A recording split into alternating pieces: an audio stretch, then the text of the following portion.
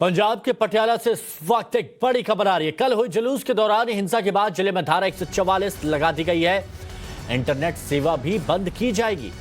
सुबह 9:30 बजे के बाद इंटरनेट सेवा बंद होगी। दूसरी ओर इस हिंसा से नाराज हिंदू संगठनों ने आज बंद बुलाया है।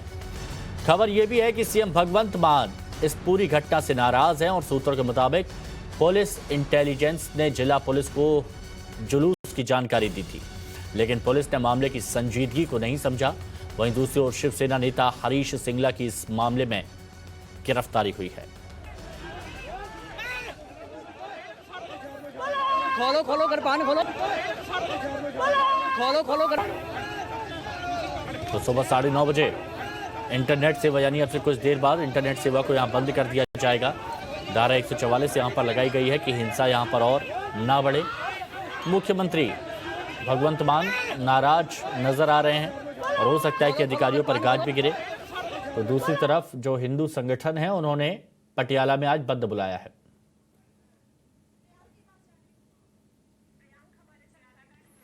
प्रियांक हमारे सहयोगी इस वक्त हमारे साथ में जुड़कर उनसे बात करेंगे। प्रियांक, कल जो भी हुआ पटियाला में वो कहीं से भी सही नहीं कहा जा सकता। खालिस्तान समर्थकों ने वहां पर जमकर नारेबाजी भी की। फिलहाल अभी तस्वीरें किस तरह की वहां नजर आ रही है? माहौल क्या पूरी तरह से शांति है या थोड़ा बहुत तनाव बरकरार है?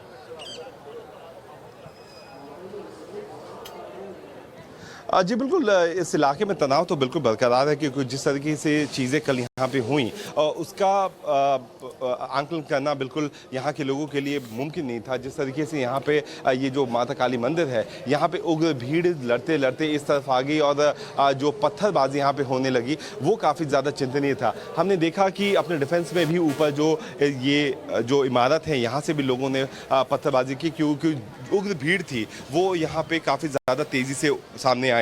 लेकिन सबसे बड़ा सवाल ये पैदा होता है कि आखिरकार लोकल प्रशासन और लोकल पुलिस जो था उनकी तरफ से कुछ भी कार्रवाई क्यों नहीं हुई। अगर परमिशन नहीं था एक पर्टिकुलर मार्च को ऑर्गेनाइज करने का, तो क्यों उनको इजाज़त दी गई?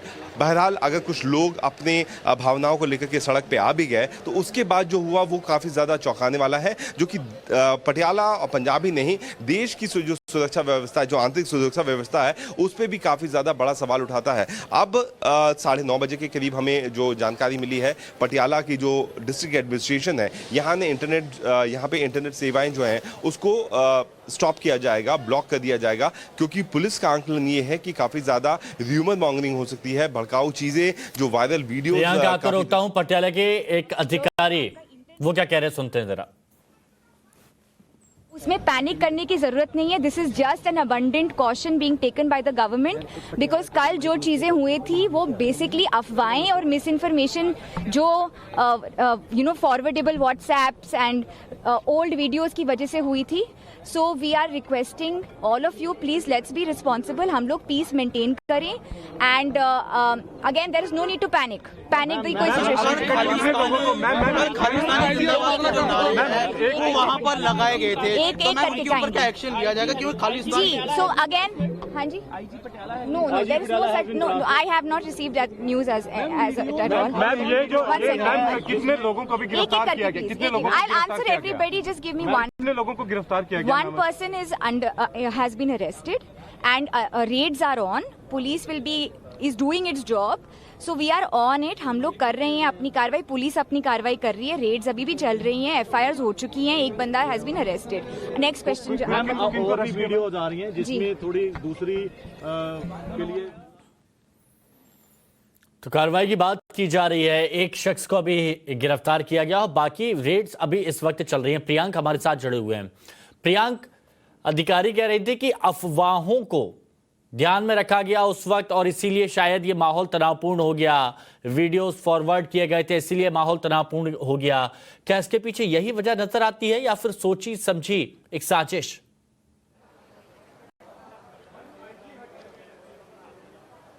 जी देखिए, अभी हमारे एक दूसरे सहयोगी जो आपको यहाँ पे जो प्रेस कॉन्फ्रेंस हो रही है डिस्ट्रिक्ट एडमिनिस्ट्रेशन की तरफ से, उसकी तस्वीरें दिखा रहे हैं। लेकिन अगर हम आपको बात करें तो ये सरासर पुलिस और जो प्रशासन है उनकी जो फेलियर है उसको दिखाता है, क्योंकि अगर आप र्यूमर मॉन्गरिंग की बात कर रहे हैं तो इसी सड़कों की जो तस्वीरें हमारे सहयोगी ने कल ली, जहाँ उन्होंने दिखाया कि किस तरीके से सामने वाले चौराहे पे टॉम अगर आप आगे आए और हम आपको जूम करके दिखा सके हिमांशु, तो ये वही गुंबद है जिस चौराहे पे लोग खड़े हो करके कल जो स्लोगन थे उसको रेज कर रहे थे। काफी ज्यादा भड़काऊ जो बयानबाजियां होती हैं, जो जिस तरीके से खालिस्तान के फेवर में सपोर्ट में जो जितने भी यहाँ पे लोग प्रदर्शनकारी थे उन्होंने जो नारेबाजी की वो इसी चौराहे की है। आप हमारे टीवी स्क्रीन पे भी अगर देखेंगे हिमांशु तो इसी गुंबद की वो तस्वीरें हैं।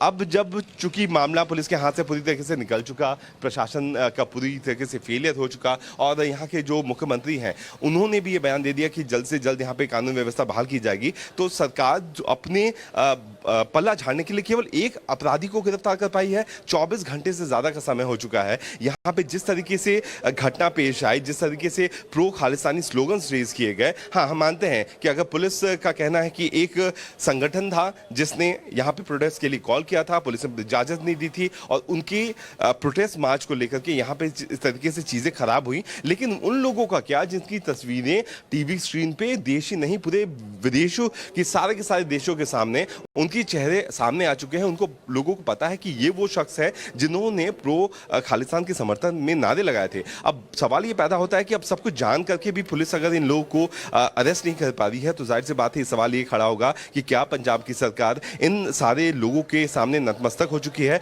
क्या पंजाब की सरकार को बिल्कुल इस बात का डर नहीं है कि अगर इन तरीके के उपद्रवी और उग्रवादी सोच के लोगों को वो खुली छूट दे रही है तो आने वाले समय में किस तरीके से चीजें होंगी? आपने प्रेस कॉन्फ्रेंस में देखा जो मीडिया बाइट हो रही, जो साउंड बाइट हो रही थी कि केवल एक शख्स की गिरफ्तारी हुई है। हालांकि पुलिस प्रशासन का कहना है कि सिचुएशन और जो स्थिति है यहाँ पे सामान्य है लेकिन तनावपूर्ण बनी हुई है और पुलिस उसको लेकर के काम कर रही है। लेकिन टाइम्स ऑफ भारत बार बार देश के हित में ये सवाल उठाता है कि आखिरकार चलिए प्रियांक, मैं देखिए आपसे अपडेट लेता रहूंगा।